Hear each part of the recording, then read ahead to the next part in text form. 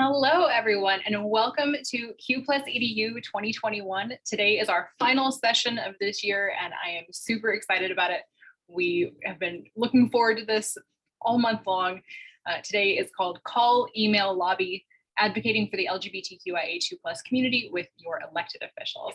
My name is Frederick. My pronouns are they, them. I am Out Youth Texas Gender and Sexuality Alliance Network Coordinator, and I will be moderating our conversation today. And I am joined by some fabulous panelists from across Texas and beyond. Our special guest, Lindsey Horvath, the mayor of West Hollywood, California, joins us today to lend a different perspective that we Texans might not have.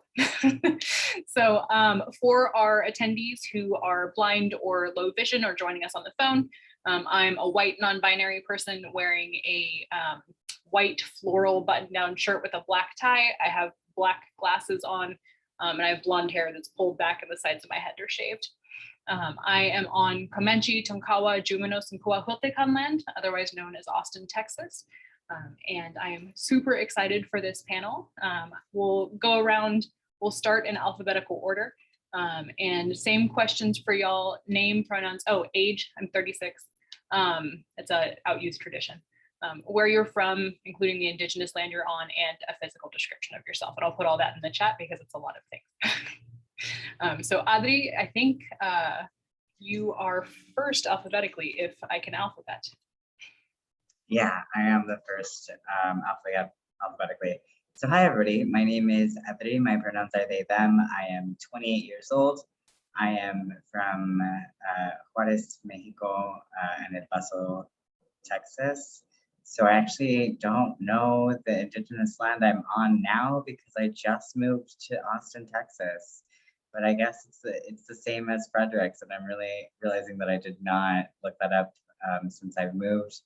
An audio description of myself is I'm a light brown skinned person. I wear black glasses. I'm currently, my hair is down to my shoulders and it's wavy and kind of curly, and I'm wearing a white t-shirt and I'm centered in my frame. Thank you. I never know if it's Andrea or Andrea. I feel like I 50-50 chance. It's Andrea. I'm in a hotel, so if you hear someone snoring, I'm so sorry.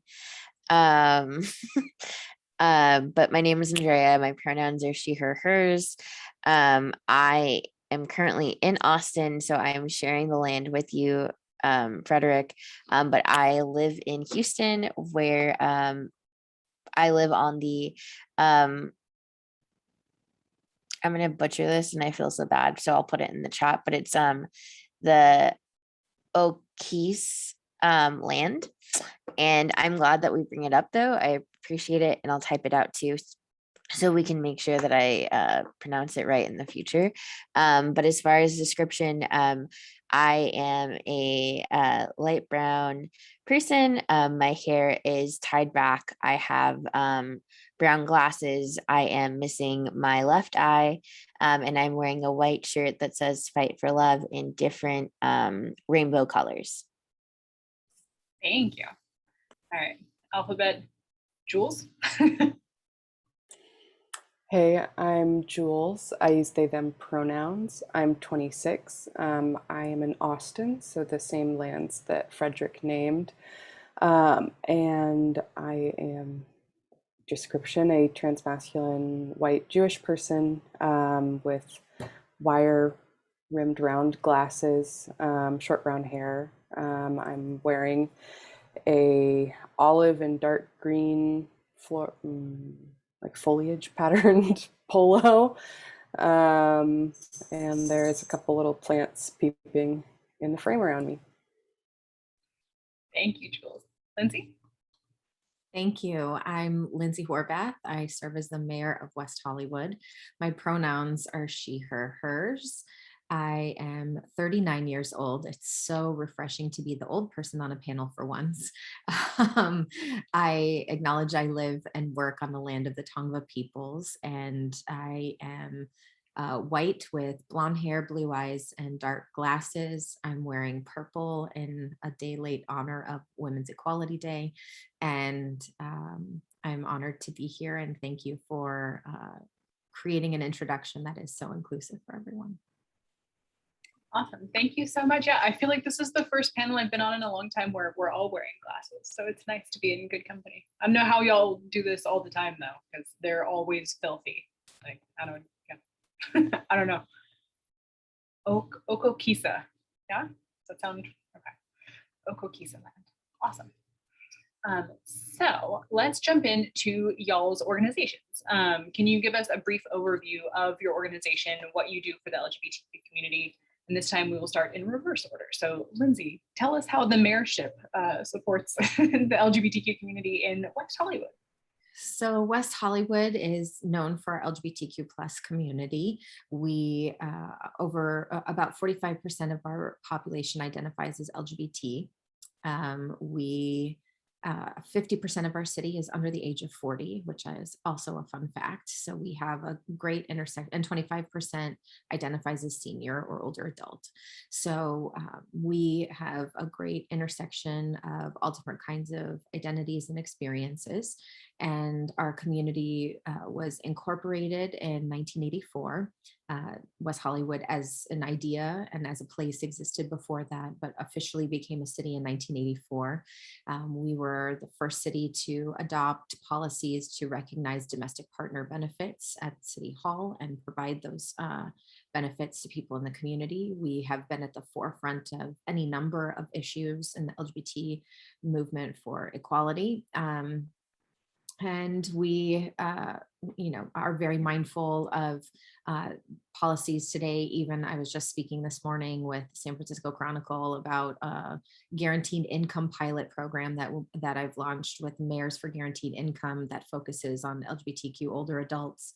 And so our community has been a place that many people have come to from around the world to find refuge, to study and seek best practices, just to find community, to have a good time sometimes, that too.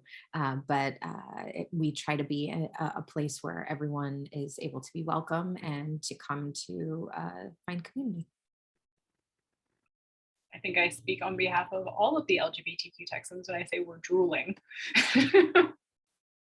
Jules, can you tell us about your org? Yeah, so I am the outreach and advocacy strategist for Texas Freedom Network. We are a statewide advocacy organization. We've been around for 26 years now and have been advocating for LGBTQ equality pretty much since the beginning. We work primarily on pushing policy at the Texas legislature, as well as the Texas State Board of Education, and also at the local level. We're broad-based, multi-issue, but LGBTQ equality is one of our core issues. Thank you, Jules. Andrea? Yeah, right? Correct. So the Transgender Education Network of Texas has gone through many phases. We have officially been tent for about 11 years, but because it's gone through so many phases, we don't necessarily have the exact date. But we started off as an organization of trans women who were determined to see statewide NDOs happen. If that meant that they were going to do it city by city, that's what it was going to take. So they helped with Austin's NDO, they've helped with San Antonio's NDO, everything with Hero, they were there for, and we've kind of evolved, right? So now we are one of like 4 organizations throughout the country that focus specifically on policy in regards to trans people. And that number's gotten smaller because of COVID, but we are very fortunate to be here. We are a C3 that is focused on advocacy, so training up trans people to know, you are powerful even in a state like Texas, educating literally as many people as we can. So we educate, teachers, small businesses, municipalities, legislators, you name it, we're there. And then lastly, right, the policy end of it, which is this kind of never ending story right now with Ledge of doing policy breakdowns of what these bills actually mean for people. So yeah, we stay busy. Yeah, I so appreciate y'all taking the time to talk with us while the ledge is in a special session again. Yeah, it's exhausting, and I definitely appreciate y'all taking the time. But those non-discrimination ordinances are so important though, and I absolutely understand like why that was the starting point. Like those are such important building blocks. Ade, tell us about your work. Hi, so I work for the ACLU of Texas. So we are also a multi-issue organization that focuses on 5 civil rights areas, one of which is LGBTQIA+ equality. And here at the ACLU of Texas, we've gone through a process of changing the landscape of our work. I think for several years, we were doing region-based organizing across our issue areas. And amongst that was included LGBTQIA equality work. And so we would do organizing work in each of the localities, and we were heavily involved in the hero fight. We have been involved in some of the NDO policy organizing in different cities, including Brownsville and Denton most recently, El Paso as well, where we are involved kind of in doing this like city policy work. But more broadly, I think since it's the ACLU of Texas, we're known for our litigation and some of the bigger school district fights that have come up in the last years over school dress code and school dress and grooming codes in different ISDs where they have been gendered or racialized in such a way that was restrictive. Most recently, we have been heavily involved with the legislature doing policy work. At the ACLU of Texas, we are a C3 and a C4, so we do have a little bit more leeway when advocating for or against certain policies and working with elected officials to stop bad bills. So a lot of our work, especially this year, unfortunately in 2021, when we are in a never-ending legislative session, it has felt like it's mostly working to stop the historic number of anti-trans bills that have been filed in Texas.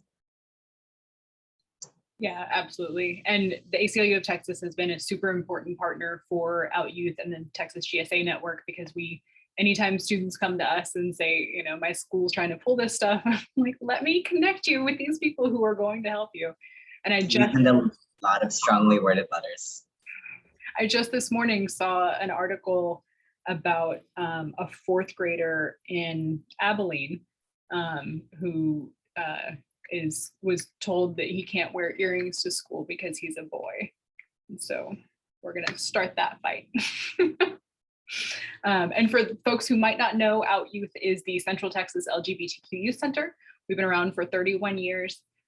We do drop-in services. During the pandemic, it's all virtual. And this year we started offering preteen drop-in for ages 9 to 12 as well. We do a lot of counseling services, individual counseling, support groups. We work with schools to do curriculum that reduces minority stress. And then the Texas GSA network helps students across the state of Texas in starting and sustaining gender and sexuality alliance clubs. And we recently developed a professional development training for K-12 staff on creating culturally competent spaces for LGBTQ students to learn. So a lot of different things going on, but we're all in the same boat here, all doing the same work, just different arms. So let's get into our questions. All right, so we know that money talks and big lobbying organizations have way too much power in the US, but that doesn't mean that individual citizens' voices don't matter. So what advice do you have for folks who want to make sure that their elected officials know how they feel about various issues? And I will let y'all self-select on this one. I guess I'll go. You know, I think one thing that we have really worked on this session, multiple sessions, the past 8 months, is for trans people to recognize, right? Like, and for legislators to recognize that trans people are more than being trans, right? They're students, they're taxpayers, they are like every other Texan that's like, I really like the job I'm at or the opportunities that I have, or I'm just a native Texan and I'm really here for like the barbecue and the scenery. And you know, we had a whole media campaign that we partnered with Equality Texas on to showcase that. It feels like many moons ago, but it was for the original session.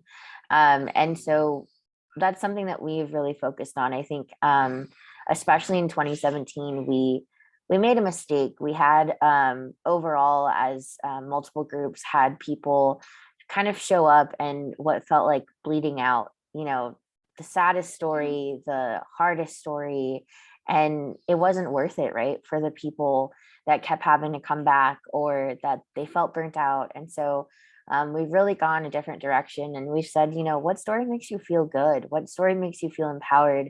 And the reason why you stay in this state, right? Because as a trans person, if you just looked at it at being trans, there's not a lot to keep you here, if we're being honest.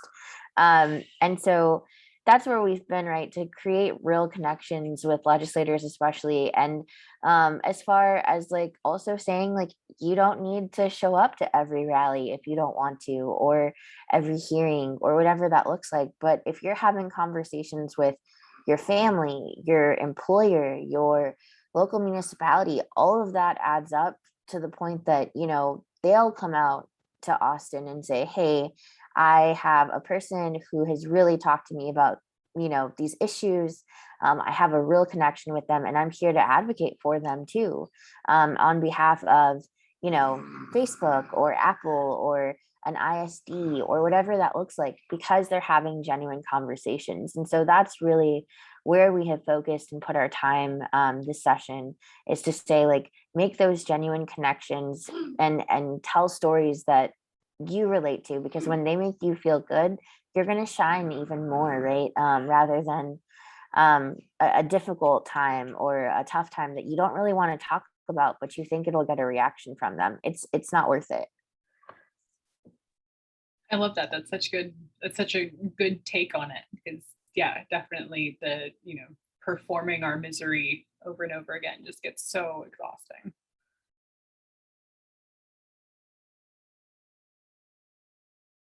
I would say something that's important when I hear from people at the local level on different issues. It's always helpful to know if someone actually lives in the district. So because obviously elected officials are paying attention to who's voting for them, or we ought to be. And so making sure that you let people know if you're a constituent, or if you spend money in their district and patronize businesses, demonstrating the kinds of things that that elected officials are thinking about in terms of what they're charged with doing in their leadership to protect a community. I think it's good to hear that people are moving away from, going in an approach that potentially risks their safety and creates more harm. That's certainly not what I would want, or what anyone in our community would want. I think honesty, though, is always good, and making sure that people understand where you're coming from in your space, and be specific. What is, whether it's a neighborhood issue, whether it's going on something that's going on in your building, whether it's a specific street. And I always find that it's useful to me to understand what people's expectations are, because a lot of times people don't know all the ways that government works, or what possible outcomes are. So it's a great starting place for me when people say, this is the problem that I'm having, this is the issue that I'm experiencing, and here's what I would like to see happen. Because then it helps me manage expectations about what's possible, on what timeline, and also helps me get set up to succeed in delivering the service or support that people are looking for, so I can hopefully meet or exceed their expectations in terms of the kind of change we're trying to create in community. So I agree, we shouldn't be doing anything that harms ourselves, our community members, but I think the more specific and direct you can be, and coming with outcomes, intended outcomes, is really helpful. Thank you for that perspective. I think that's helpful to think about. And I feel like most of the time when I'm reaching out to my elected officials, it's about something really specific. And I just wouldn't even think to reach out to my elected officials to be like, hey, there's this problem in my neighborhood. It's always like, here's this policy that we're talking about. But I do definitely make sure that when I'm writing to the Austin City Council, I live and work and vote in District 9. This is where all the things happen. Yeah, you know, I would say one of the best things that folks can do if they want to make sure that their elected officials are hearing their voices is plug in with an advocacy group. You know, our whole job is to make contacting your elected officials as straightforward as possible. I know that for a lot of people who work full time, maybe have families, they have a life, and advocacy is one part of that life. It really helps to like get on the email list, get on the text list, follow on social media, organizations that you trust, whose policies and stances on those policies you trust, and then we're going to make it as easy as possible for you to get involved. Like as an outreach ad like strategist, my job is to be like, okay, how can I boil down this issue to a really understandable form? How can I make it as clear cut as possible for someone to get involved? So I just think a lot of times people get overwhelmed because they're like, I don't even know how to approach this. That's okay. This is one part of your life. I'm working 9 to 5 or more to make sure you know how to do this. So like take advantage of the work we're doing to make sure you can get involved. We'll let you know how to send a letter, how to testify at a public hearing, how to make calls, how to send texts. And then that way you also know that you're already doing it as a collective, because sometimes I think doing those actions in isolation can feel like hitting your head against a wall. So yeah, get involved with a group. Also get involved with your own neighbors or community. I just think really doing it in community with other people is really, really important. And yeah, advocacy groups are a great place to start. It's a great reminder, Jules. Yeah, and I get TFN emails and text updates that I'm in their Slack channel, and we're like, I wouldn't know half the things that I know about what's happening in Texas if it wasn't for Jules and Texas Freedom Network's work. So I rely on it heavily as well. First of all, everybody's answers were like super great and comprehensive, and so there's not a lot to necessarily add here. I think that one of the most powerful ways to get involved though with local governments or with government at all is to get involved with your own city council rep and like look for opportunities to participate in community events and like become familiar with your city council rep and form a relationship with that person, and you can use that relationship to like learn more about your whole city's government, but also like build that to expand on understanding like the state representatives and like what the different leverages of power are there to create change in your own life. But sometimes like the most impactful things, right, are things that happen at city council, not necessarily things that happen at the state legislature. And paying attention to those meetings and having a relationship with your city council rep makes it really easy to get involved, and also let them know how you feel about a certain issue. And if they do something that you don't agree with, you oftentimes have the most leveraging power to impact change through that relationship. Yeah, absolutely. I think that's a great tip. I think we'll get you connected with your rep here in Austin now too. I don't know who my city council is, but actually. So that's a great segue, actually. So thinking about the many layers of elected government officials, so school board, city or town council, state senators and representatives. Here in Texas, the State Board of Education, our representatives and senators at the national level, and the presidency. Do y'all recommend that constituents use different methods to communicate with folks at different levels? Or coming at it from another angle, what kinds of outreach have you seen be more effective with these different kinds of elected officials? My philosophy is definitely go as micro as you can. I really do think that people overlook the importance of every people on like what local government has the effect on people's daily lives. Like your city council, they're making a lot of decisions that affect your day to day. School boards at like the independent school district level are making a lot of decisions that affect people's lives every day. And you really do have a lot louder of a voice at a local level, because, you know, elected officials represent constituents. The less constituents they have, you know, the easier it is to get their ear, the more weight your voice has, frankly. So I would start looking around and seeing what levels of government you interact with and starting to advocate at those, and especially at the local level, showing up to meetings is really, really impactful. I was helping some parents, teachers, and students advocate at the Leander Independent School District at a board meeting last night. They'd been kind of struggling to even be seen in the board meeting room because the people on the other side were really loud, really aggressive, and intimidating a lot of people and making them not want to show up.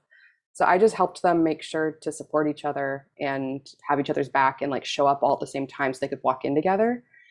And that made a difference. They won the policy thereafter last night in a decisive manner. And I think a big part of it was the fact that they had a much bigger visual presence in the board meeting room, because sometimes people on like elected bodies haven't even made up their mind on how they're voting until they walk into that room. And some of them just want to vote whichever way they think is going to make them more popular. So if they see you in that room, they might vote your way. Congratulations, Jules. I'm so excited. I know Leander's been dealing with a bunch of different things. So any wins we can get out in Leander. And I'll say the community had been doing so much work for years. I was only put in contact with them like a few weeks ago, and they were really tired and feeling a little beat down. So I just helped them get past the finish line, but the community did so much work over multiple years. Absolutely. Leander has been fighting the fight for a long, long time. So they absolutely deserve whatever wins they can get.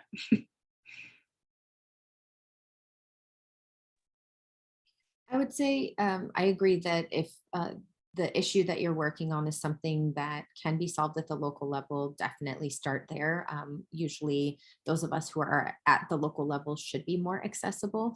I know that after a city council meeting in my city, I'm definitely going to see people at the grocery store or something. So, I have to be prepared to engage in conversation with people on a regular basis about the things that we're deciding in their lives and in our community. People who are in Sacramento or in Washington, D.C., a little bit further away from where we are and the work that they're doing, it can feel different. And but when they're that far away and representing more people, one thing that we've learned is to befriend staff members. That while at the local level, staff people might be doing different kinds of tasks at a state or national level, they're often the person you're going to speak to the most.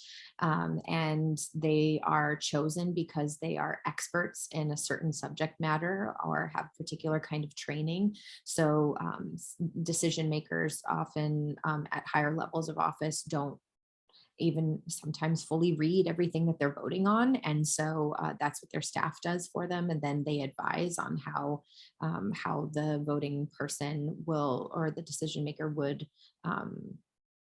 take action. So do not underestimate if you get a meeting with a staff member, because that might actually be the exact person that you want to talk to.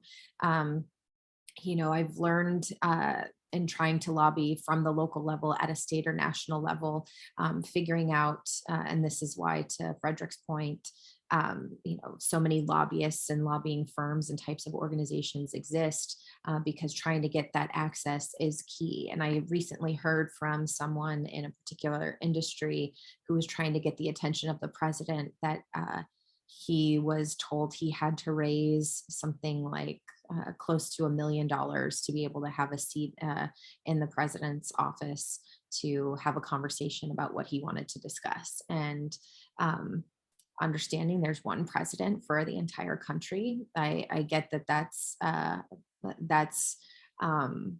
very challenging to meet with everyone in the country, but I think for it to come with that sizable price tag, I think also can sound and feel very frustrating. So I think you can't underestimate the role that staff people play, because there are so many people in all of these governmental organizations that can become your allies and help connect you to people who can be a person who helps open doors in other offices. So if you anticipate a decision maker might not be on your side, you might be able to find an ally who brings you in and says, I really want you to give this person some consideration, really hear them out. And sometimes you'll find allies in very unlikely places.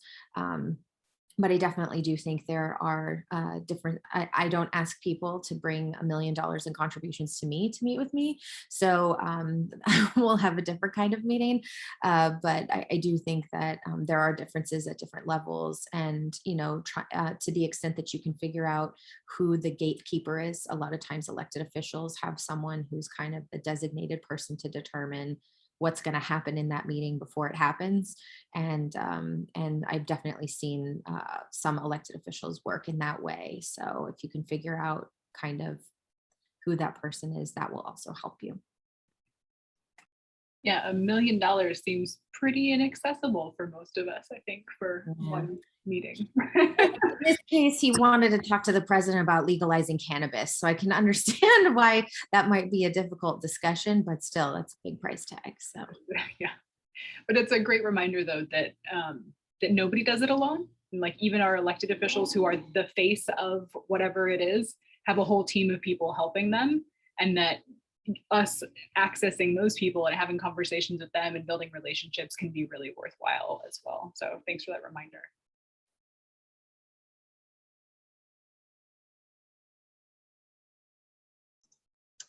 I mean, so the kind of outreach that I've seen be the most effective with elected officials at the state level has been specifically for the kind of advocacy that I think we do this past year across Texas, has been having elected officials meet with the families and parents of trans kids and the trans kids themselves.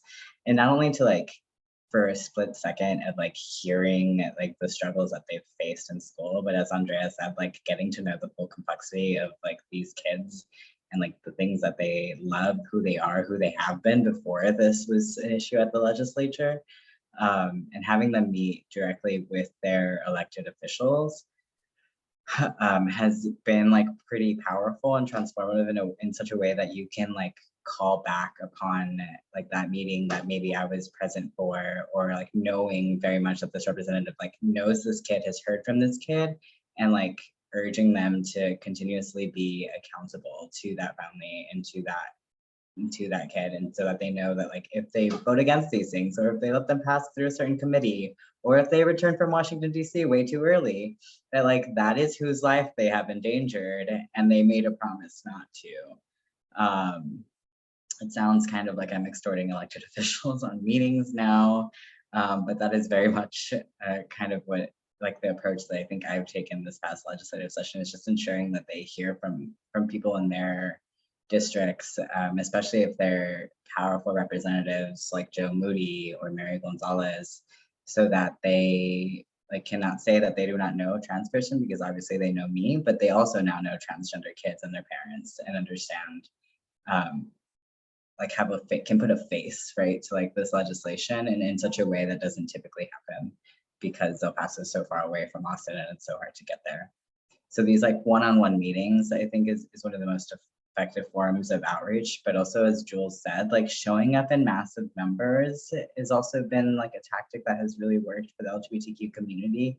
And it makes it like kind of undeniable for them to say that what they're doing is quote unquote for Save Women's Sports, instead of like being very clear about what community it affects and how. Thank you, Adri. Yeah, Andrea, I would love to hear your take on this as well. Everything everyone said, all of it, which I know sounds like a lot, but I think again, starting with like one step, like Jules said, of like signing up for some tax, the next step being like, can you schedule in like you know, if it's your school board or your city council or commissioner's court, what is one meeting that you can go to this month? And then the next, right, being like, can you get involved with like the League of Women Voters, or somewhere where like education is also happening with their outreach? Because also too, like when you become a part of different groups, they realize who's kind of in their fold, and then they become allies, right, to you. And I think the other part too is also, you know, if I think the thing that we've seen too, especially with SB2 and the medical bans, is that when allies come out, right, there is a way to do it. They're, you let trans people lead if they're the ones being affected, or whoever's being affected, you let them lead and you literally stand behind them. And then say, you know, I'm in this profession and we've had countless athletes, both collegiate, professional, minor league, sign different forms, come out to different things, put out different videos to say, I wouldn't care, right, if I had a trans person be a teammate of mine, or someone that I would have to face in a game or whatever, because I know that they've put in just as much time as I have to the sport that we love. And continuing, right, that like people who are being, for lack of better words, hateful, they're not protecting anybody, because here are all these other people saying either I don't need that protection, I need like equal pay, right? To be like, if you want to quote unquote save women's sports, like here's the actual issue. Or, medical providers saying like, I've gone to school, I have adequate training, like you are coming way into what I do as a profession, and really having those like conversations, and they just go hand in hand of we have to have everybody when we have these fights happening, especially in Texas. Yeah, absolutely. I was really excited when I saw Austin FC's goalkeeper, Brad Stuber, issued a great opinion piece in the Austin American-Statesman the other day about like, you're just creating hostile environments for trans kids. Like, sports are for everyone. I was like, Stu. So everyone seems to concur that if you can get a face-to-face meeting with your elected officials, that's the best way to humanize any of these issues. What if you're trying to advocate or share your opinion on something that isn't necessarily like your local issue, but you're trying to reach out to your, state senators, officials at other levels, or if you have like COVID concerns, if it's not safe to be meeting in person, are emails or phone calls or petitions, or any of those like a better option? So I personally hate chain emails. Like I get on certain issues, I'll just get a million emails that all say the same thing. And I, so like, if you're going to do that, like do a petition where everybody's name can show up in one thing, so it doesn't clog up in the email inbox, because I actually respond to my own emails.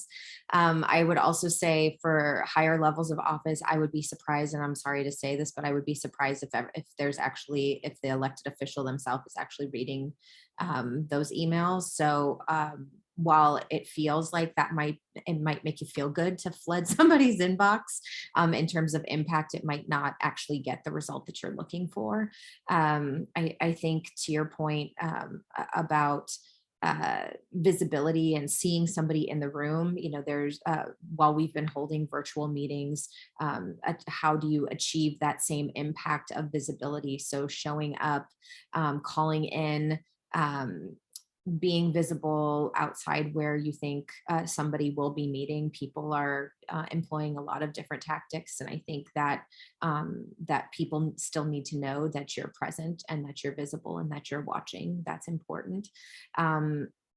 I readily share my cell phone number with people. I've said my cell phone number so many times. When people campaigned with me in 2015, it's like they remembered my name and my telephone number and maybe nothing else from the campaign. But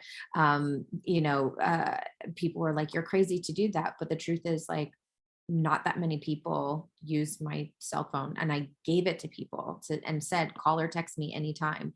It's very rare that people will do that. So use the tools that you have, especially when someone gives it to you, because if you're not using it, then you're missing out on that opportunity that somebody actually opened the door for you. And I would say to figuring out how information is processed. So for example, in our city hall, we're not there every day. We're not considered a full-time city council. So if somebody sends a letter to us, unless somebody on our staff physically brings it to us or lets us know we have mail in our mailbox. We don't get it on a regular basis. We might get it once a week, if that, depending on how often we go or how, like I said, how often it gets delivered. So if you're thinking sending a letter is the right way, and by the way, I feel like if people are sending a letter, there's a lot more people that are reflected in that letter, because that's probably the most time consuming thing that somebody can do.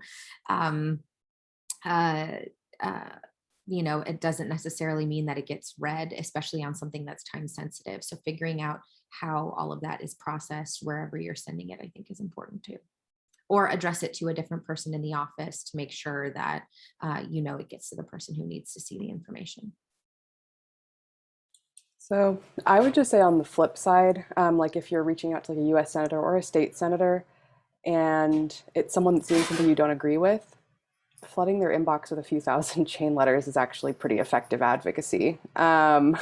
If you want them to feel the consequences of passing bad policy that hurts people, make their life hell. Like send thousands and thousands of calls into their office, send thousands of thousands in emails, because that means their staff is entirely tied up with just dealing with constituent contact and can't work on any other bad policies.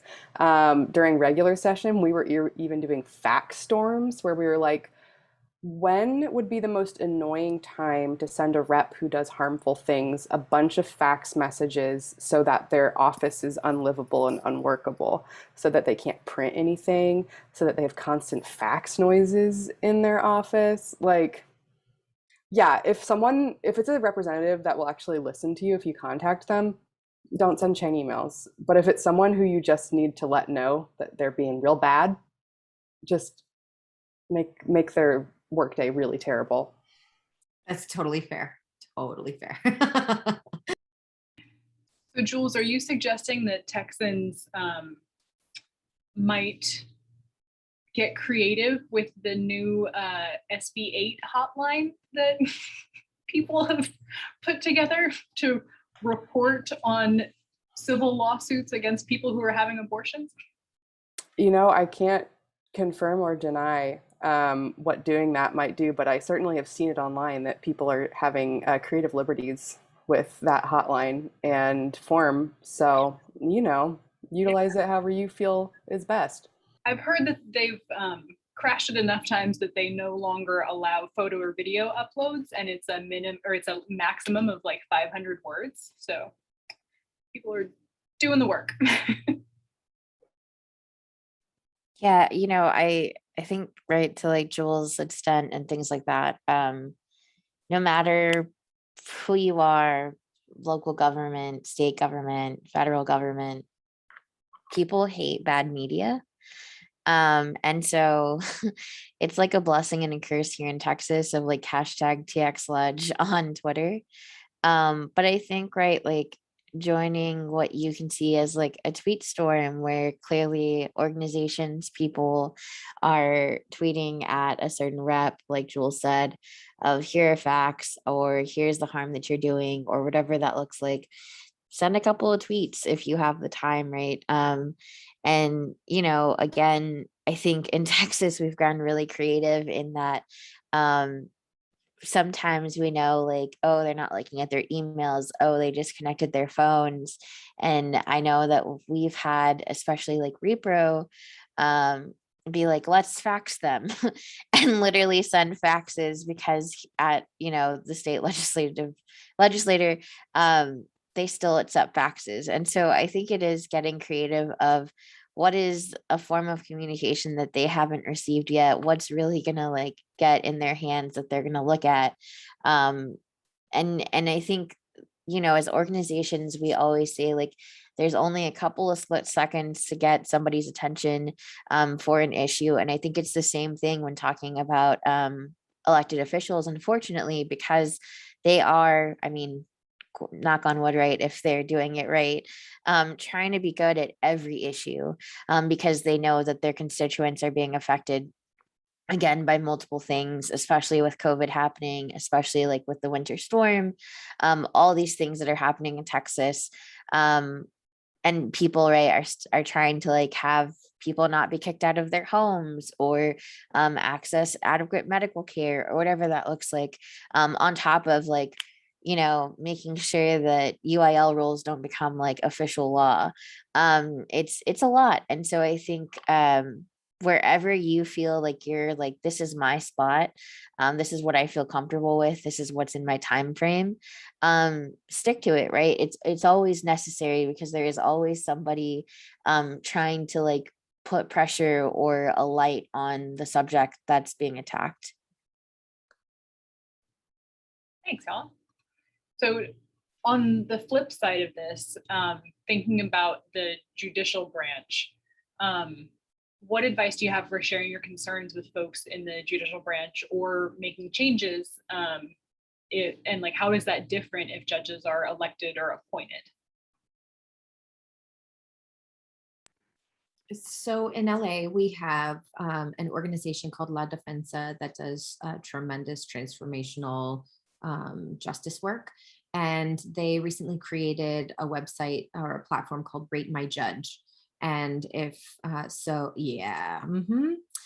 it's incredible. It's an incredible tool to allow people who are accessing the judicial system an opportunity to provide feedback and what the experience was like of someone in a courtroom going through a case. And I think it's a breakthrough kind of technology. I mean, or platform, I should say, in terms of creating transparency around what actually happens in those buildings and what people experience. And I know a lot of times when people are voting on judges, I think I get to vote on judges at least like 20 times because so many people come and ask me like, who should I vote for? Because most people don't do the work to figure out who's running.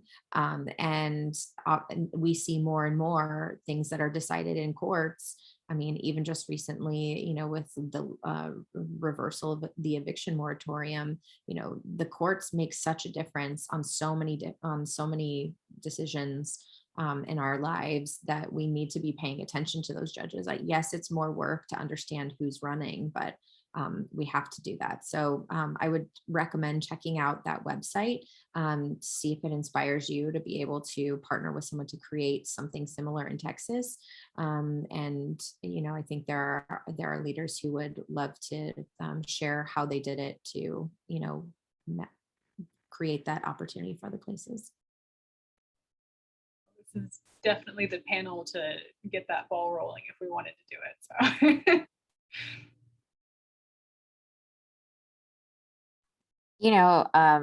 As far as judges go, I think I had a really good question by, I think, a funder that said, how are you preparing for when your issues might go to court? And one, right, we've done it in Harris County, we've done it in Travis County, but we really encourage, especially when judges become newly appointed to their seat, to do like a trans 101 for all people going into their court, right? We're not just talking for like name and gender marker changes or anything like that. It's across the board. You should be understanding of who somebody is who's in your courtroom. But I think the other part too is that at 10, while we do educate judges, before they're elected and they're on their campaign trail, and then after, they're in their seat, giving the full view, right, of court systems typically are not friendly towards trans people. And that doesn't just mean their name and gender marker change. That means when they're kicked out of their housing, when they're fired for who they are, when they're having issues, getting their pay severance or whatever that looks like. I mean, Gavin Grimm's right now, who has gone through this court battle for a lot of his life at this point, receiving $1, and it going towards his court fees and everything else, seeing all of that and understanding that historically courts have not been with trans people, and understanding that for judges has really been a part of the work that we're doing with lawyers, with judges while they're on the campaign trail, while they're seeking endorsements from people, to put that in a questionnaire, right? Like, have you received training when talking and working with trans people in your community? And if not, are you open to receiving that training? I think all of that matters, and also framing it in that way of when someone has some hesitancy in going into your courtroom, what is that from? Because again, it doesn't always click that trans people especially maybe have been there before, and were not given the justice that they probably deserved for the mistreatment that they had.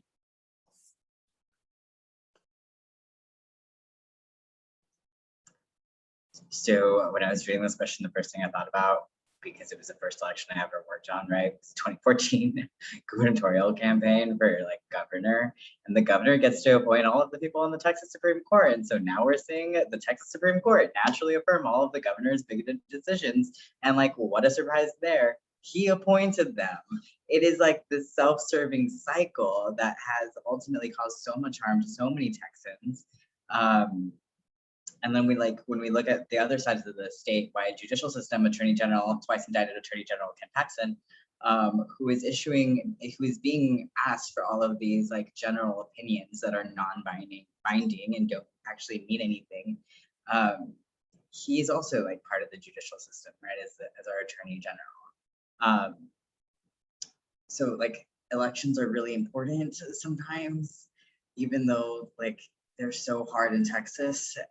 These statewide elections have impacts far beyond just like the legislature. They have now had this like ripple and tidal wave effect on the LGBTQ community in a way that they are being leveraged by the Republicans outside of the legislature to try to create new pathways to restrict the rights of transgender people and transgender kids. So starting off with like that bad note, I do want to like shift over to a good note that in El Paso, we had this like very LGBTQ friendly family court judge be elected into office recently. And she's the one who's going to be making decisions over like trans kids or LGBTQ kids and LGBTQ parents as to whether or not they get to continue their relationships with their kid, and like how often they get to continue their relationships with their kids.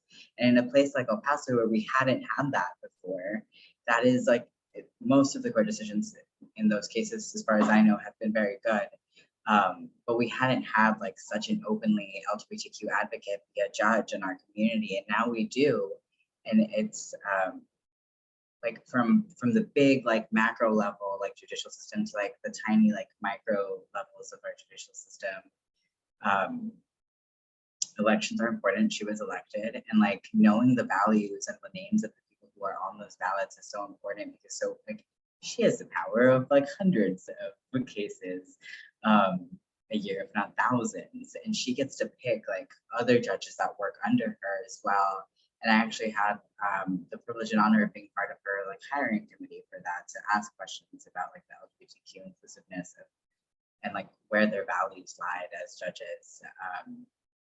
And so like things like that can make such a great difference if you just like make sure to bring it up as a conversation topic with the candidates. I love that. I want to be on the hiring committee for judges. Also, I want everyone to refer to him as the twice indicted Attorney General, Ken Paxton.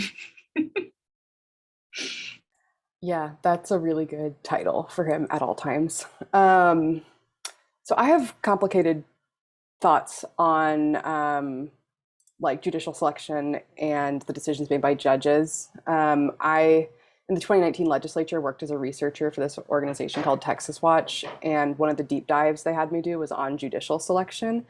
So after spending like 20 hours down the rabbit hole learning about judicial selection, it's really complicated. I didn't really know much before getting into it, but every single type of judge has a different selection method. there's like 3 to 4 prevalent selection methods for judges, and they all vary by which municipality you're in, which level you're in. So some judges are elected in partisan elections. Some judges are elected in nonpartisan elections. Some judges are appointed for life. Some judges are appointed for limited terms. Some judges are appointed directly by, say, a governor. Some judges are appointed by a panel of people. There's no standardization of this process, and a couple of organizations, particularly the Brennan Center for Justice, has done a lot of really in-depth research on it. And partisan elections for judges, which is what we have for most of the judicial seats in Texas, are really bad. They're not, it's not a good method for choosing judges. Within the legal system that we exist in, I don't particularly agree with the legal system that we have in place. I think the whole thing needs to be redone, but that's my opinion. But within the constraints of the legal system we are in, judges are supposed to be impartial. They're supposed to be like the one branch that you're not lobbying, you're not influencing. They're supposed to be making decisions purely on the law. Like, they're not supposed to be legislating. They are supposed to make really nerdy decisions of being like, well, the law says this, and the law says this, and this is what the law says and does. So in that sense, their job is very specific and very technical. And I just don't think that in a campaign, the general public can have enough knowledge to select someone, and making it partisan is not a great idea. I think one of the best methods that they recommended is having that method of appointment where there's a panel of selectors, and then you can make requirements that there's like bipartisan representation on said panel, so that they have to come to a compromise to basically select really boring people to be judges. Like boring people who aren't pushing an agenda and are just like, well, the law says this. But within all that, within the constraints of what we live in, especially, I mean, that means if it depends on which judge you're looking at. If they're a judge that are elected in partisan elections, you lobby them and you treat them like any other elected official. They want your vote, that's it. But when we see like the Supreme Court of the United States, who are appointed for life, they're not accountable to you in the same way that like a partisan elected judge is, but they're still humans, and they do respond to like mass swells and mass movements of people. So in that case, like if you're trying to influence a decision at the US Supreme Court, typically mass movement is going to be your best way, like giant media splash, making that issue everywhere, because ultimately the court does follow the ebbs and flows of what the cultural sentiment is. So yeah, if you want to influence a judge, look up how they were selected and if whether they're being reelected or if they're on that court for life. But yeah, I mean, our judge system is just terrible, basically. I also just want to make the point that even if it's their job to neutrally uphold the law, like the law is designed to work for queer people. Thank you. Or people of color, or Yes. anybody who's in a white cishet man, right?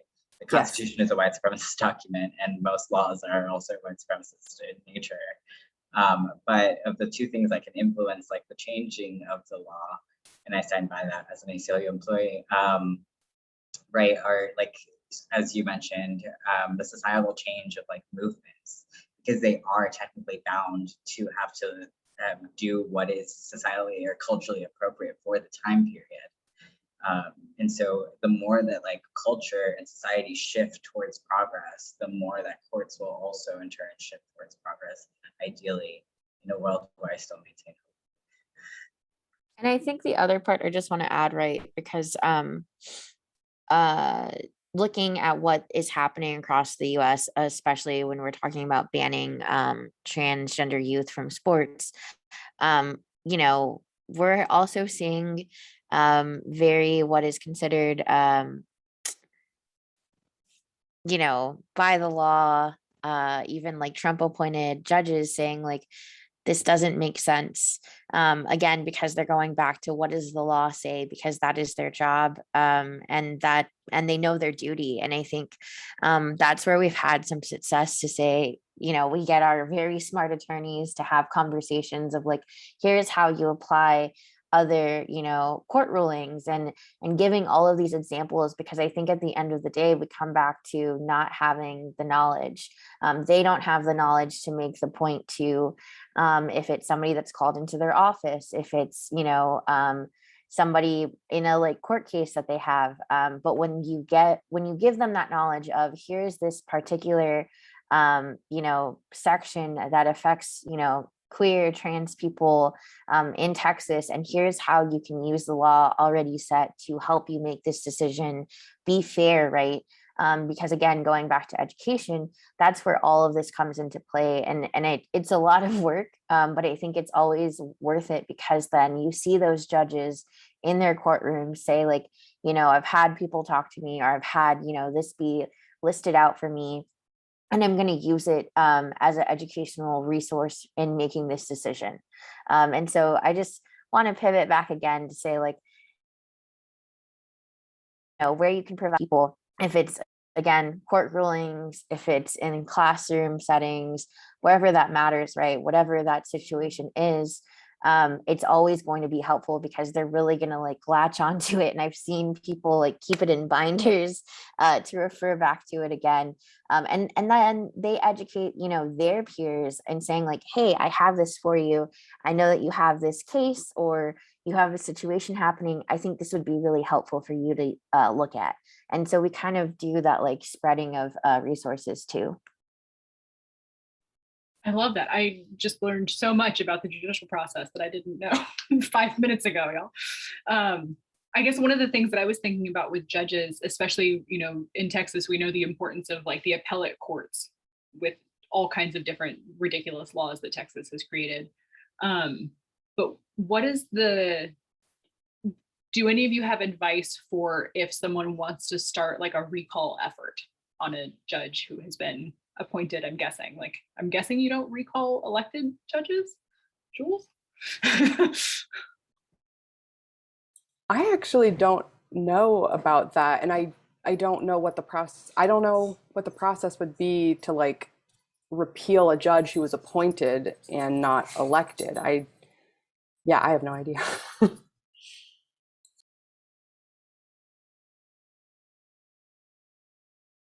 I think that's homework for all of us. I am not sure either. Audrey, ACLU.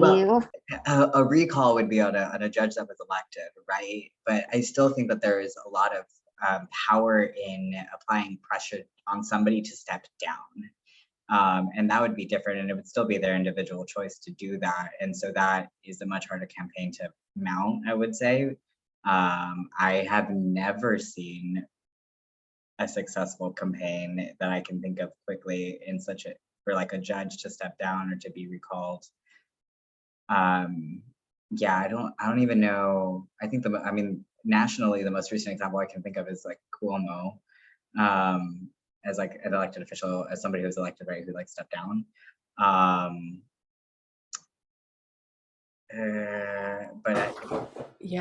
Definitely not for a judge.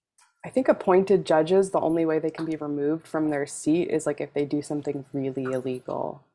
But if they're and it's proven, like, and you can, I don't know, like, I think there has to be like a lot of cause for removal of a judge if they were appointed.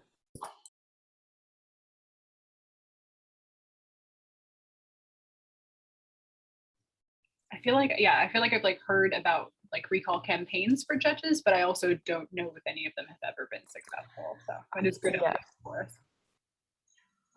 I think the unfortunate reality is that like judges, and particularly like appellate courts and stuff, just aren't necessarily the best targets for advocates, if we're being frank. Like if they're elected judges, great, that's a really great target. But like appellate judges, if they were appointed, your energy as an advocate might be better spent somewhere else, because that's some like, or what Andrea was saying of like educating the judges themselves, that could be effective. But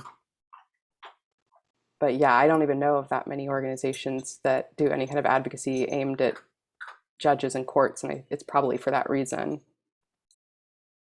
I mean, I know that within the ACLU, whenever there's a case that comes up, we do take a look at whatever panel of judges or what judge that we're going to bring a case before, and that is part of like decision making when it comes to the strategy and how we approach the legal arguments in our cases. So in that way, it is almost very much the same, like amongst lawyers, like doing like that kind of strategizing in the same way that like policy and advocacy folks do strategizing on elected officials. So there is like a bit of duality, at least in those two perspectives. But like when it comes to mounting a public pressure campaign on a judge, I don't know that I've necessarily seen it be successful. We saw that happen, I think, with, wow, I intentionally forget this particular Supreme Court justice's name, because I like to pretend he wasn't appointed, but we saw that campaign being mounted, but the targets in that case were the Senate, right? In order to not confirm him as Supreme Court justice, not necessarily the judge himself. Yeah, that's definitely good to think about. And I think this ties really nicely into the next question, just talking about the importance of voting. So there's two different questions rolled in here. The first one is, how do we strengthen voting rights and undo, the centuries of gerrymandering and voter suppression in Texas? Small questions, but real easy issues. I mean, obviously it gets very chicken and egg. We're in the redistricting year, and a lot of the push in order to get our districts ungerrymandered was trying to flip 9 House seats in November 2020. That did not happen. So now we are going into a redistricting cycle with an unfavorable legislature, and that's going to draw the districts for another 10 years. And we don't have another shot at it for another 10 years. So it's kind of like, how do you undo voter suppression laws when those voter suppression laws have been so effective that you're outnumbered in the legislature? Are actively being strengthened as we speak. Yeah. So, I mean, that's why so many of our organizations do both things. We do advocacy at these like buildings of power, but then we also do elections, because it's always cyclical. It's always chicken and egg. Like, in order to get good policies passed, you want good people elected. Harder to elect good people if there's unfavorable policies. So I think that's why, I guess, like, diversifying your advocacy is a really great idea. Get involved at both levels, because we have to elect good people to get good policy, but then we need better policy to elect good people. So I haven't figured out the solution to that, but I would say as an advocate, like, dip your toes in both pools. They're both really important.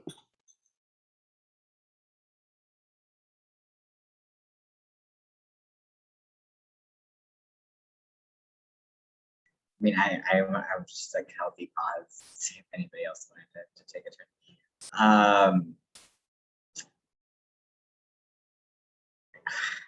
I think that, I mean, as Jules outlined, like the extent of the problem, and they did just pass more voter suppression legislation today in the House.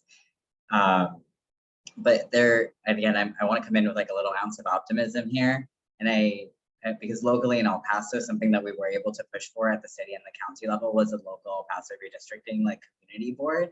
And we started that process maybe 3 years ago. And it is now like finally now like actually something that is backed by the county and by the city, to ensure that at the very least our city council districts are no longer gerrymandered. Because currently in El Paso, we have a district that has some of the wealthiest homes of university professors grouped in with the first and the second neighborhoods that have ever been established in El Paso. And those homes, those are folks who are now like in their 80s and their 90s, and have lived in their homes forever. But they are lower income folks who are grouped in with like the interests of some of the wealthiest people in the city of El Paso. And it has produced really inequitable like results in terms of their city representation, in such that they've been ignored largely for years at this point. So while on like a state level, I think our districts are largely out of our control now. And I hope that at the very least, the fact that we are inching closer to a majority in the House of Representatives as Democrats that it means that we will be able to maintain more of that equilibrium and not lose a lot of ground going into the next 10 years. But it is this unfortunate process that takes, that we're changing it is going to take a long time. At the end of the day, all of the elected officials are out to protect and defend their own district and ensure that they're reelected, whether it's a Democrat or a Republican. Both sides have been guilty of gerrymandering, and that's the reality of our political system, unfortunately. And I think in a lot of ways, the best that we can do is ensure that there's some level of local accountability, so that cities like Austin, for example, and I don't know how this happened, but I would love to learn from somebody who's been here longer, don't end up with like five Republicans and one Democrat in in the House of Representatives somehow, despite this, because it is so like fractured and divided amongst the districts. Things like that shouldn't be happening at the very least, right? Especially in our progressive cities. So I hope that this next time around, there is at least something that ensures that our cities, our major cities in Texas, have the adequate and representation that they deserve as progressive hubs of change that they have been in the last 10 years. I love that. I think that's a good reminder that like all these things that we're dealing with on the macro level, we can also deal with on the micro level. Like I definitely wasn't thinking about like, you know, redistricting like on the small scale, but it does feel so much more manageable. You know, I think, Go ahead. the only thing I want to add, right, is that like, no matter the district that you're in, like we use this in like a legislator sense too, because legislators are always like, I don't know a single trans person in my district, which means they don't exist, period. Not the right mindset to have. But I think no matter how fractured, no matter what they try to do, I'm going to be real with you, I don't have a lot of faith it's going to go in a positive way. But it's reminding people, right, that no matter how you want to cut the pizza, you still have all the toppings, right? No matter like how you cut it, how it's done, people are still there. Bad analogy. I'm so sorry, y'all. I'm losing my steam. But I think that's where, you know, Tent is at, of saying you still have to represent all of these people because they are here, even if you've cut it from, you know, the largest, you know, population of trans people tends to be in this district, and now you've sort of dissected it. It just means that like there are more trans people that you have to represent that you maybe didn't know before. And so reiterating that, right, of like, if it's for also like undocumented people or whatever that looks like, again, making sure that you still have a duty to represent everybody. I was just going to say in West Hollywood and in California, obviously our systems are a little bit different. We this year have independently appointed redistricting commissions. So in the past, they were appointments by political officials. And in fact, the last redistricting cycle, I participated in the redistricting commission for LA Unified School District. I was appointed by then Council President Eric Garcetti. And I learned a lot about what redistricting was like with political appointees, what redistricting was like within school systems, and trying to address diverse communities and not cut lines through communities and divide people in terms of their representation. So there's a lot that goes into those processes. And I think it's a good reminder to us that we have to get involved in the legislation on those issues and get involved in the community organizing around what a redistricting process is, and making sure that we're collecting census data and that it's counted accurately. You know, I think unfortunately the other side often does a very good job of organizing on these obscure things, and that's how they're able to get a stronghold on things that we, you know, then figure out and start to feel the impact in our everyday lives. And redistricting is one of those things. So I'm not exactly sure how it's done in Texas, so I don't want to misspeak or mislead anyone. But I do know that in California, you know, a big part of our experience has been how do we draw lines that keep communities together and help make more diverse representation that is reflective of the populations in each area. And I think that's, ideally the goal with the census and redistricting, but obviously it's used as an opportunity to do just the opposite. And so I'm glad to know that you all are on the front lines of the fight and, really engaging on the issue.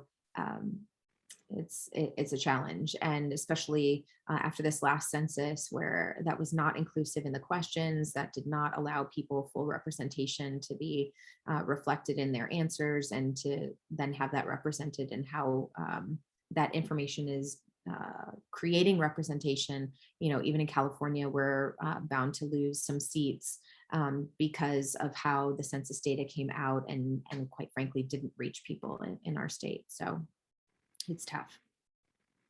Yeah, absolutely. So you were talking about, drawing the lines of districts so that the communities are not, split up. So one of the things that I have been really excited by in recent years is seeing different municipalities where students have earned the right to vote in school board elections. So in y'all's professional opinions, what would it mean if students were able to vote for their school board members? Like, what would that do?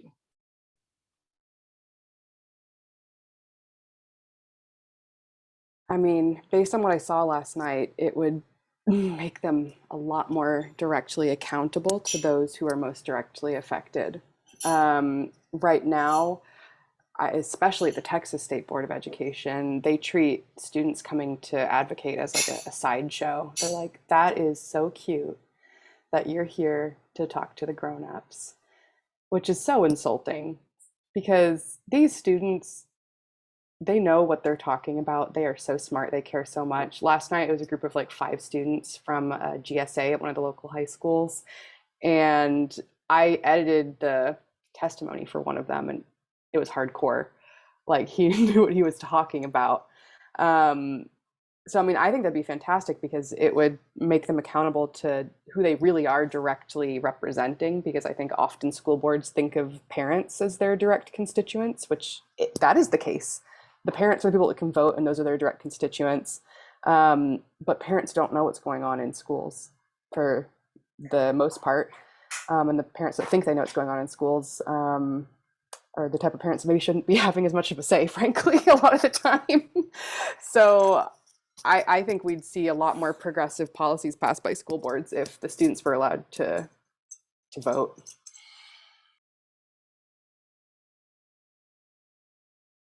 I mean, I think it goes a long way to encouraging young people to get involved immediately. It's something I talk a lot about because I came to the city council through kind of a crazy process, and didn't expect that in my mid-20s I was going to be serving on my city council. It was kind of a surreal experience. And I think the more we can normalize that the life experience you have right now is worthy of representation. You don't need decades of life experience to count, or for your ideas to matter, or for your voice to be heard. I think that idea has to just go. We need representation now. That's why I said I'm so thrilled to be working with such fiery young people who are like blazing the trail, not waiting for somebody to tap you on the head and say, now it's your turn, and all of that has to be done. We need to, it's so obvious and evident to me that young, this next generation is going to transform who we are as a society so much for the better. And, we just need to rip off Band-Aids and start breaking through all of these barriers and boundaries. And so for my part, I think, encouraging young people to have a say in who is in their space to help educate them is important. I think, encouraging young people to engage immediately in all forms of government and starting with their schools makes a lot of sense. There's all kinds of chastisement and things of young people and not participating and not engaging. But why would we engage with a system that consistently rejects us, ignores us, and, you know, sets us aside and marginalizes us? So I think it's great. And, you know, I think there's a lot more opportunity there for sure. And there's a lot of change that can happen within the schools, and, you know, all the evidence you need about what kind of transformation could happen is how much we see people fighting back about certain types of curricula in schools. You know, that knowledge is power, and the more we have access to it, and the more that everyone has access to it, the more we'll be able to make that change more quickly.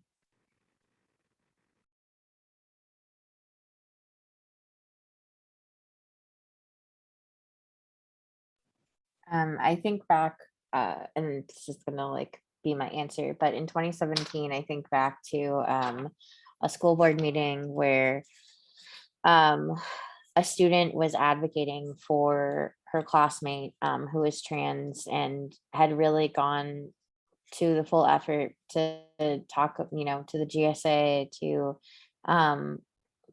help write the inclusion of gender identity in their protections for their students. And it was because she didn't want her friend to be mistreated. And I think like I think young people are incredible, and I'm so thankful. Like I always say, like the kids are going to be okay. Thank God. But I think that's an example, right, of like you have someone witness something or think about something from a different perspective, and then they say like I'm going to do something about it. And so if you were to give them, right, the opportunity to participate in that experience, you would see a lot different outcomes of school boards, I think. And I think we would go back to, right, the idea that it would look more representative of the community that they're a part of. And, you know, if that looks like people have similar jobs or similar experiences, or, you know, understand what's happening. If it's like the construction that's happening in your neighborhood, right? Especially like I can speak from example that currently right now, the school board that I went to school in, that oversees all of those schools, they're kind of okay with gentrification. And, you know, I think it's contributing, right, to then what the community is facing, and generational homes being lost because, again, they're not feeling that connection. And so what happens if you were to let students do that? I think you would see a really difference of opinions and outcomes that would be better for students.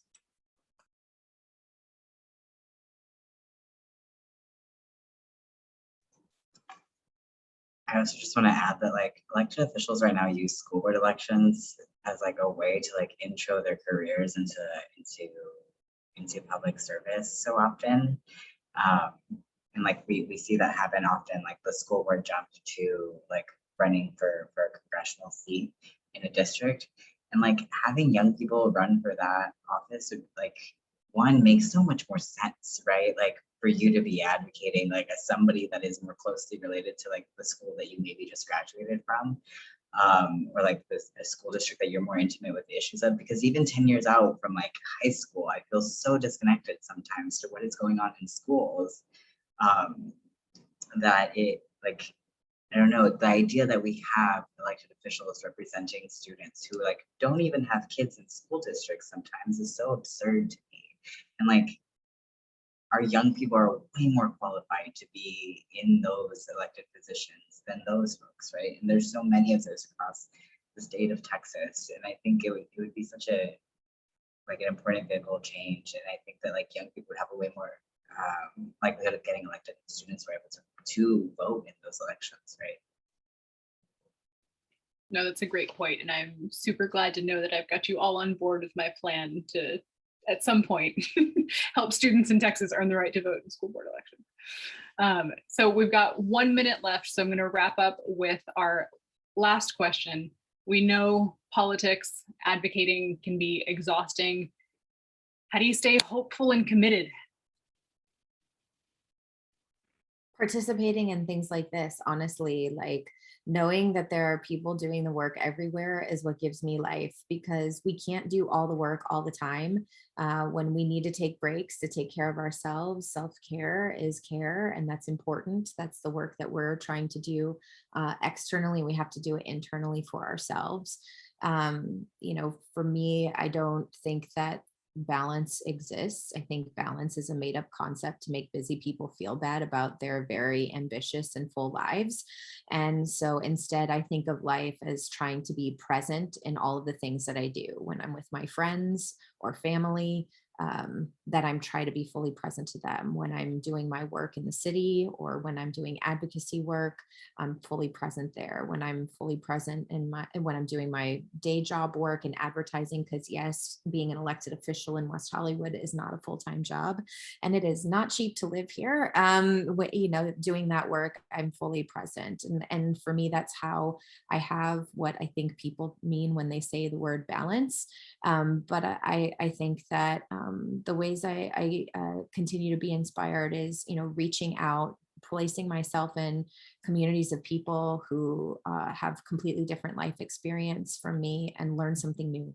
Because when you think you know it all, when you think you've seen it all, when you think you've done the same thing over and over again, just presenting yourself in a space that's completely different than your day to day will help you learn, will connect you with new people, and will give you new life and new energy. And to that end, I really appreciate being invited to participate with all of you and get to know your work.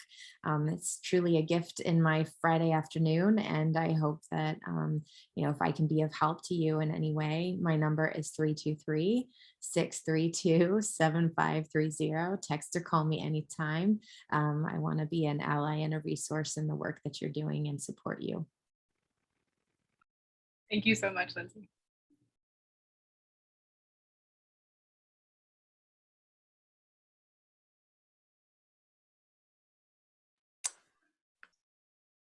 Oh, okay.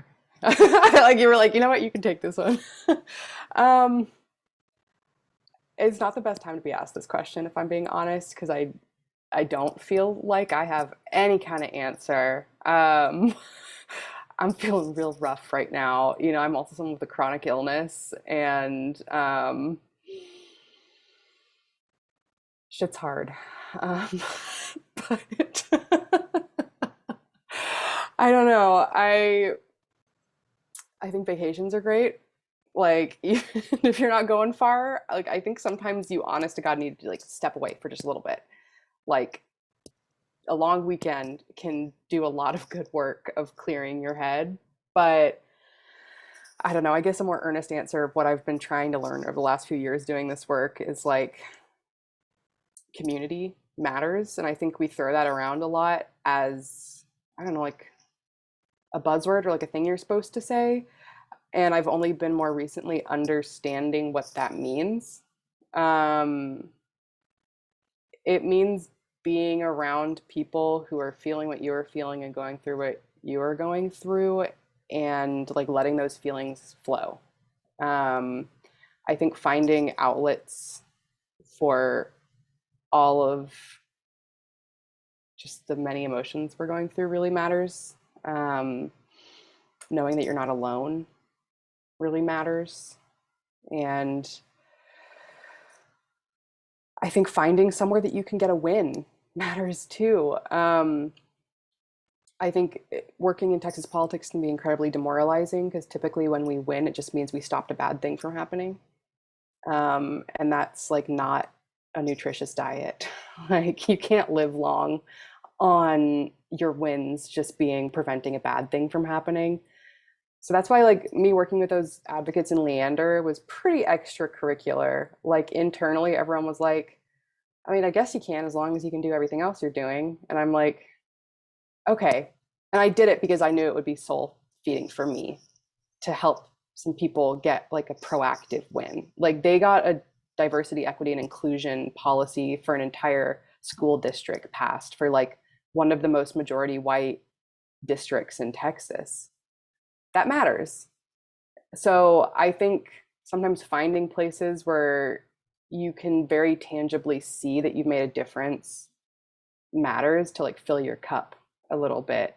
So look for the small wins where you can, and just lean on the people around you that know what you're going through. Yeah, thank you for your honesty, Jules. I'm so grateful to be in community with y'all, and like makes it so much easier to go through all the bullshit. But yeah, absolutely celebrate the small wins for sure. I am a hopelessly hopeful human being, I think. So often, like I go through ebbs and flows, and I think the best thing that when you are in an ebb, like in a dip of like your mood, I'm also somebody that like really encourages people to like feel their feelings, and just like listen to your body. If you are like in a place where you don't feel that you can like do the work necessarily, or like if your cup is empty, like take time to refill it, take time to water yourself and take care of yourself and do things that make you feel good. Cuddle fuzzy animals, that is like my number one go-to. Really, it's just sticking my face in my cat's like belly, and like the endorphins and the serotonin boost from that is just like very real. I'm also somebody who really like enjoys being out in nature, and like whatever it is for you that like feels good, like taking the time to just do that, and like setting aside some time to be able to do that, to ensure that like you are personally in like a place where you have something to give out to others, I think is really important. And I understand that like we are all so busy with this work, but and like sometimes like my like good time is scheduled into like just like an hour a day. But like it is so important to do that. Vacations and like getaways. Looking at Jules's like dog on this call is giving me serotonin in this moment. Um, but I do firmly, like above all, believe that, and this is a quote from Miriam Kaba, that hope is a discipline, and like choosing to wake up every day and believing that a better world is possible is a choice that you have to wake up every day and make, and like that is what keeps me committed to doing this work. When I was very young, I had the privilege of like sitting in a dinner next to Dolores Huerta, actually because of Jules's now employer. And we asked her like, how do you keep doing this? Like, you are 84 years old, ma'am. Like how are you still doing this? And she very like matter of factly just looked us in the face and was like, I do it because you have to, like because we have to. And like that is, I think, the reality of it, and how I've like framed this work in some way. Like if we I think we have like a purpose in life sometimes, and like our only job is to leave the world a better place than how we found it. And like that is what really keeps me committed to continuing to do this work, even when it's hard, and even when like my personal life is going through great grief. Like this work is important and it needs to be done. Yeah, I think for me, I'm with Jules. It's really difficult right now. But I think for me, it is looking at our youth, right? Having conversations with them about how's school going, literally like nothing to do with why they're at a hearing or why I'm calling their parents or anything like that. And just knowing too that like even while the state is putting them through a really difficult time, they're still such good kids, and they have a really big heart, and I think you know, uh I don't really get mushy, but I have a tattoo on my wrist that says the word unless, and it's really something that guides me through, especially doing this work. Where, it's unless someone like you cares a whole awful lot, nothing's gonna get better. It's not. And especially right now where everyone is under attack, I think that's really been the thing that's been getting me through, aside, from my family and my kid and our dogs and my mom, who's an educator, who's like not also given up. I'm like, if she's been doing this 25 plus years, like, I get my strength from my mom. But I think it's definitely looking at all of those places, right? And grounding yourself in who you are, to remind people that like this is like highly inappropriate, but like that you're a bad bitch, because I really appreciate the term, that's what it is. And I think it's very gender inclusive in my opinion. But I think, you know, if it's hyping yourself up before you walk into a meeting or into the Capitol or whatever that looks like, you know, you're important, you're here, like don't forget that. Like it's so important right now in these times to know like you being here, you know, giving your opinion, your story, all of that, that's a form of resistance, and not to forget that. Y'all are so brilliant and wonderful. I'm so grateful for you and your time and your wisdom. And yeah, I think knowing, like y'all said, like knowing that we're all in this, and like if I need to take a break, if I need to rest, like I know that there are other people who are still doing the work, and then when I've regained my strength, I can come back and, you know, pick up the work so someone else can go take a break. Like it's, you know, yeah, it kind of, I don't know why, but it makes me think about like if you're someplace where there's not a lot of light pollution, you look up and like you see like the sky full of stars. Like it reminds me how small we are, but in such a good way. I don't know, but I'm getting all poetic. But thank you all so much. This has been incredible. I'm incredibly grateful for your time and your expertise and your wisdom, and this has been amazing. So thank you so much, and I hope that you'll join us next year for Q Plus EDU 2022. Bye, y'all.